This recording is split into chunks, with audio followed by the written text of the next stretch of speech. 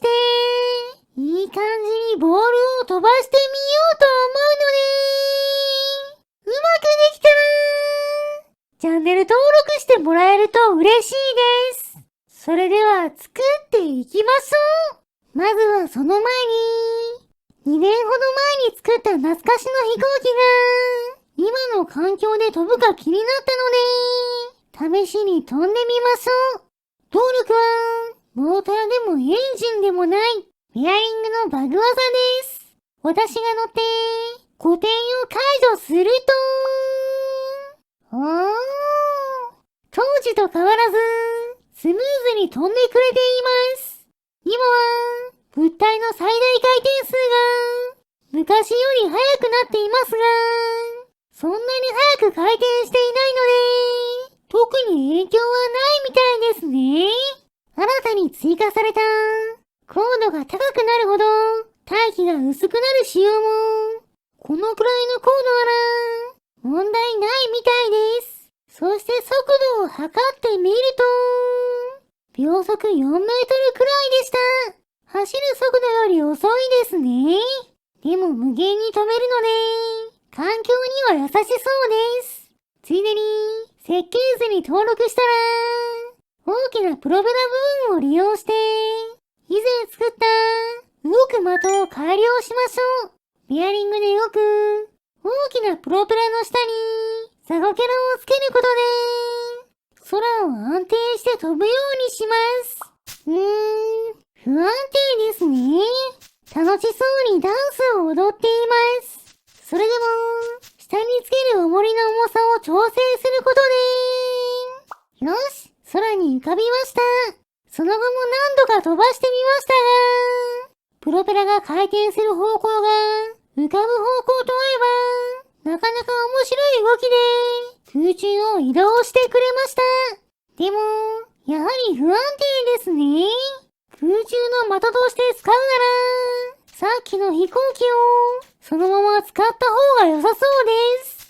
ここでせっかくなので、スカイステ中で飛んでいるところを撃ってみましょう。よく狙って。よし、命中しました。近距離用の動く的としては優秀ですね。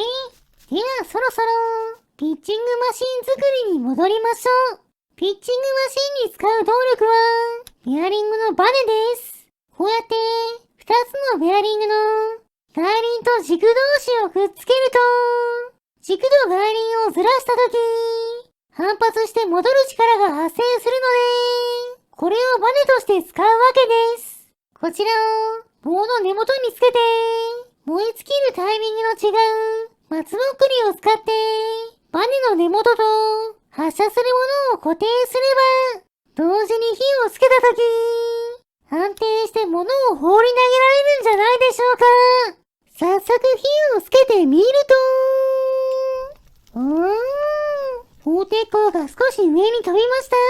しかし、その後も何度か試しましたが、同じ燃え尽きかけの松ぼっくりをつけているのに、燃え尽きるタイミングが微妙にずれて、砲鉄鋼が飛ぶ方向が安定しません。バネに使っているベアリング同士の間隔を空けて、反発力を強くしてみても、やはり松ぼっくりの燃え尽きるタイミングが毎回微妙に違うので、うまく飛ばすことはできませんでした。そこで今度は仕組みを変えて、ちょうどいい角度まで棒が動いたとき、砲鉄鋼を固定している草に鉄の刃を当てて破壊することで飛ばせるようにしました。そうすると、いい感じに飛んでいます。せっかくなので、向こうの木に当ててみましょう。設置場所を調整していくことで、よし、当てることができました。視点を変えて見てみると、しっかり飛んで、命中しているのがわかりますね。でも、これだとただの投石機なので、もっとピッチングマシンっぽくなるように改良しましょう。まず、球状の木をたくさん複製して、それを組み合わせることで、こんな感じの木のボールを作ってみました。してこちらを投げるピッチングマシンの方は、焦げた木を組み合わせた雑魚キャラにします。関節部分にベアリングのバネをつけることで、野球の投球モーションを再現して、ボールを投げられるようにしましょう。よし、とりあえず形ができたので、固定を解除して、動かしてみます。途中までは、順調に動きましたが、足の関節が緩すぎるのか、ぐねっと崩れてしまいました。肩の関節も弱すぎる気がしたので、足の関節はバネをつけずに固定式にして、右肩の関節も体で押し込まないと固定できないレベルの強力なバネに変更しました。その状態でもう一度関節の固定を解除していくと、それらしい投球モーションになってますね。あとはこのモーションをどうやってつなげるかです。そこで、関節が動いたとき、次の関節を固定している草に、鉄の刃が当たるようにすることで、こんな感じで、順番に解放されていくようにしました。さらに作り込んで、ボールを切り離す部分以外はできたので、地面に近い関節から動かしてみると、よし、動きが連動して、投球モーションっぽくなっています。とりあえず、これで動きはできたので、右手の先にボールと、ボールを切り離す仕組みを追加して、動かしてみましょう。すると、ボールを投げています。ちょっと動きが変ですが、とりあえず、ボールを飛ばしているので、よしとしましょう。でも、腰を回転させる動きを入れているせいか、ボールが飛ぶ方向が全然安定しませんね。いつの間にか、私の顔もなくなっていました。それでも、前の木に当てられるように、何度も繰り返し、投球を繰り返していると、当たれー！よし！木に命中して、リンゴを落とすことができました。別の角度からも見てみましょう。やはり、全然飛ぶ方向が安定しません。このピッチャーは、濃厚すぎますね。ようやく当てられました。